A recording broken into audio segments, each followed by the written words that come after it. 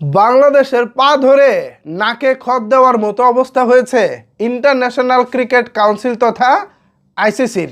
বাংলাদেশকে টি-20 বিশ্বকাপ থেকে বাদ দেওয়ার প্রতিবাদে পাকিস্তান যখন জানিয়ে দিয়েছে আগামী 15ই ফেব্রুয়ারি তারা ভারতের বিপক্ষে ম্যাচ বয়কট করতে যাচ্ছে, ঠিক তখনই আইসিসির হুঁশ ফিরেছে। কারণ ভারত পাকিস্তান ম্যাচ না হলে আয়ের অর্ধেকটাই যে ধ্বংস হয়ে যাবে, আর যদি পুরোপুরি আয় না হয় তাহলে এই বিশ্বকাপ তারা কিভাবে চালাবে? এতগুলো দল, প্রায় 20টি দল, এই দলগুলোকে কিভাবে পরিচালনা করবে? আয়ের উৎস যদি না থাকে রাজস্ব কিভাবে সদস্য দেশগুলোর মাঝে বন্টন করবে?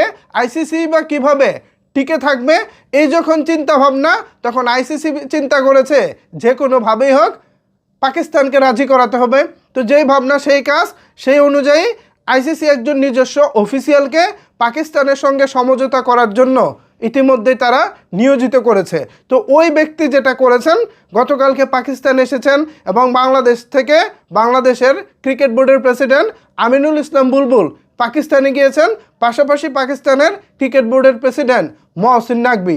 এই তিন পক্ষ মিলে যখন আলোচনা করেছেন, তখন সেখান থেকে গুরুত্বপূর্ণ একটি প্রস্তাব বাংলাদেশকে দিয়েছে আইসিসি। আর সেই প্রস্তাবটি হলো, বাংলাদেশ ভারত এবং পাকিস্তানকে নিয়ে বাংলাদেশের মাটিতে একটি ত্রিদেশীয় সিরিজ আয়োজন করতে চায় আইসিসি, এবং সেটা আইসিসির নিজ উদ্যোগে।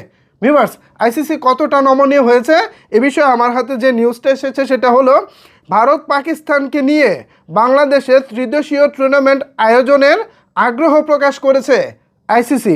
মূলত টি-20 বিশ্বকাপ থেকে বাংলাদেশকে বাদ দেওয়ায় বিসিবি সভাপতি আমিনুল ইসলাম বুলবুল আইসিসিকে জানান, ভারত পাকিস্তানকে নিয়ে শীঘ্রই একটি 3 বা 4 জাতির টুর্নামেন্ট আয়োজনের দাবি।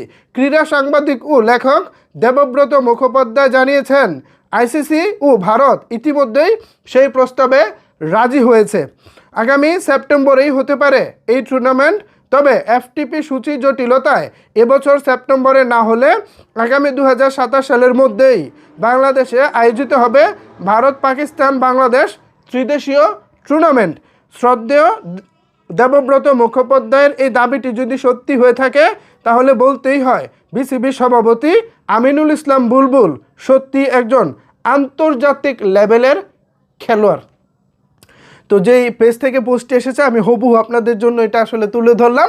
তো এই ঘটনা প্রবাহ থেকে যতটুকু বোঝা গেল, আইসিসি বাংলাদেশের পা খুব ভালোভাবেই ধরেছে এবং আইসিসি বাংলাদেশের কাছে খুব ভালোভাবেই মাথা নত করেছে।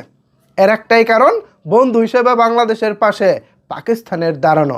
পাকিস্তান যদি বন্ধু হিসেবে বাংলাদেশের পাশে না দাঁড়াতো, পাকিস্তান যদি না বলতো যে আমরা ভারতের বিপক্ষে ম্যাচ খেলবো না, এটা যদি না বলতো, তাহলে কিন্তু এই প্রেক্ষাপটটা হতো না।